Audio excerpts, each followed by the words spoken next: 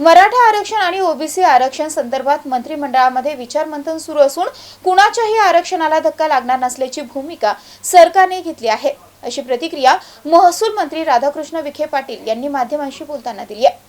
हे करण्यासाठी काय करणार जर एक दोन्ही समाज आता असं आहे की माननीय मुख्यमंत्री स्वतः आणि त्याच्यामध्ये आमचे नेते मान्य देवेंद्रजी आणि अजितदादा सगळेच आम्ही मंत्रिमंडळाचे सहकारी या विचारमंथन चालू आहे. ओबीसी संदर्भात त्यांच्या आता मागण्या समोर येत आहेत. मराठा समाजाच्या आरक्षणाच्या मागण्याबरोबर आता अन्य मागण्यासुद्धा वाढायला लागलेल्या आहेत.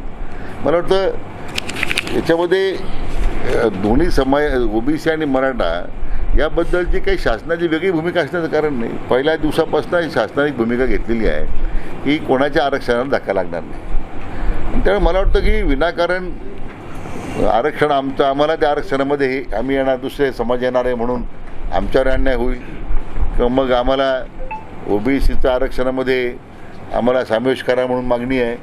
त्यामुळं तो गैरसमज त्या मागणीतून निर्माण करण्याचा प्रयत्न होतो आहे त्यामुळे खरं म्हणजे या सगळ्या